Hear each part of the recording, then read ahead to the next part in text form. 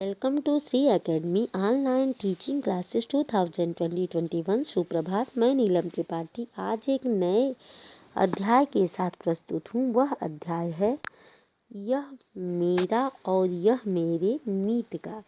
मीत का अर्थ होता है मित्र, दोस्त। इस पाठ के लेखक हैं श्री हजारी प्रसाद द्विवेदी जी।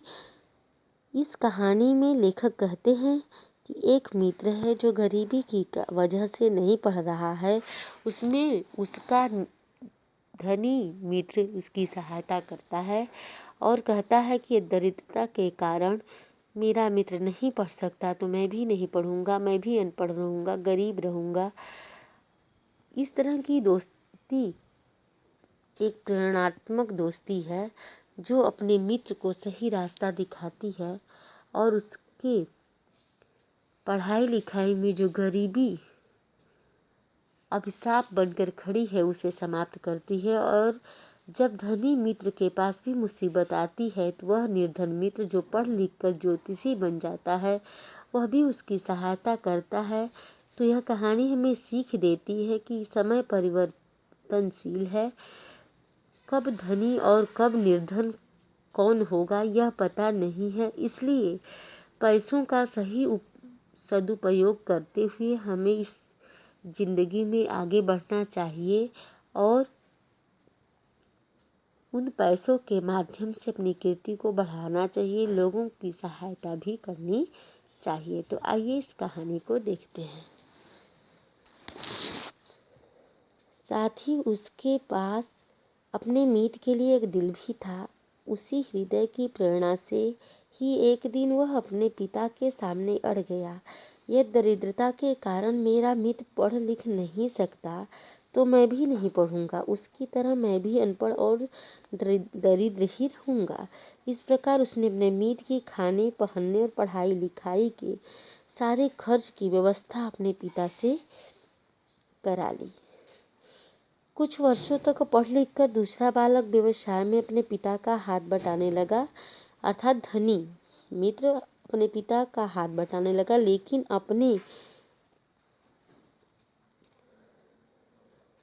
मित्र की सारे खर्च दिलाता रहा, जिससे वह निरंतर प्रगति करता गया। आगे चलकर वह दरिद्र बालक राजनीति, धर्मशास्त्र, अर्थशास्त्र, इतिहास, साहित्य, ज्योतिष आदि सभी विद्याओं का प्रगाढ़ प्रचंड विद्वान के रूप में प्रतिष्ठित हुआ। उसकी ख्याति सुनकर उस राज्य के राजा ने अपने दरबार में उसका स्वागत किया और उसकी विद्वता पर मुग्ध होकर उसे अपने मंत्री बना लिया। इधर बेचारे व्यापारी के भाग्य पर भी वज्रपात हो गया।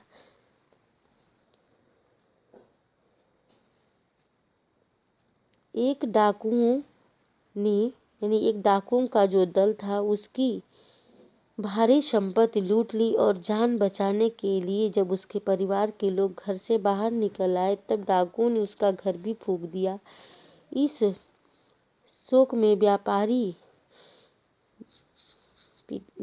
व्यक्ति स्वर्ग सिधार गया। उसका पुत्र बेचारा अर्थात जो मित्र था दाने दाने का मुहताज हो गया। परिवार के भरण पोषण के लिए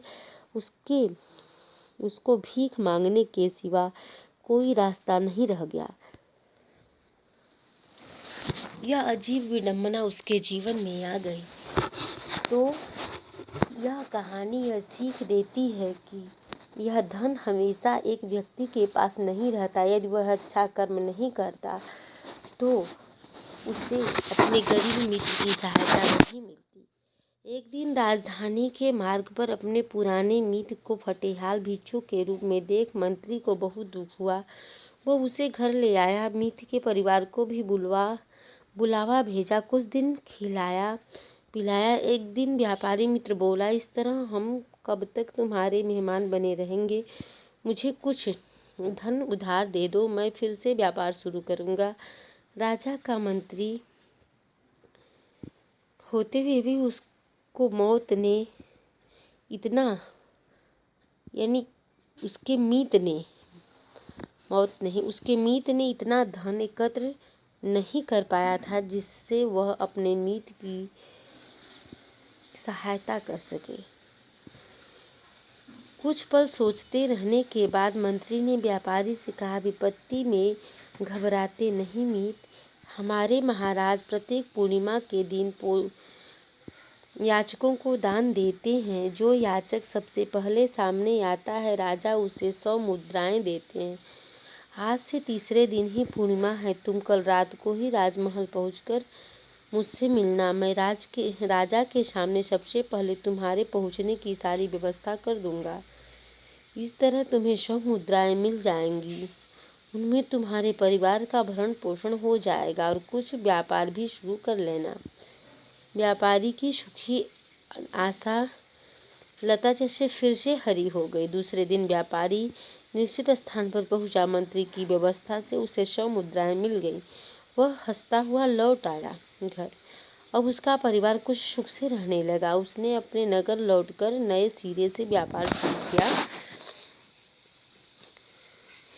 तो इस तरह से वह जो लड़का था अपने मित्र की सहायता की, और वह मित्र भी उसके खराब समय में उसकी सहायता की। उसके पास धन नहीं था, फिर भी राजा का मंत्री होते हुए भी वह एक ईमानदार मंत्री था। किसी तरह का धन इकट्ठा नहीं कर पाया था, फिर भी अपने मित्र की सहायता के लिए वह राजा की दान देने वाली बात को याद किया, सोचा और वह उसके लिए व्यवस्था की।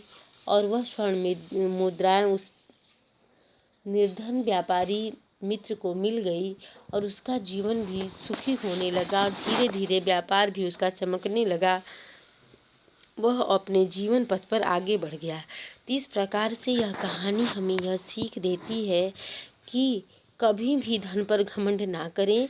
यदि धन है तो उसका सदुपयोग करें, अच्छे कार्यों में लगाएं। यदि कोई गरीब भूखा है तो उसको खाना दें, उसकी व्यवस्था करें, अर्थात धन का सही उपयोग करें।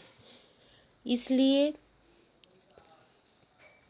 यह कहानी हमें प्रेरणा स्रोत की भांति सीख देती है कि हमें अपने जीवन में घमंड कभी नहीं करना चाहिए।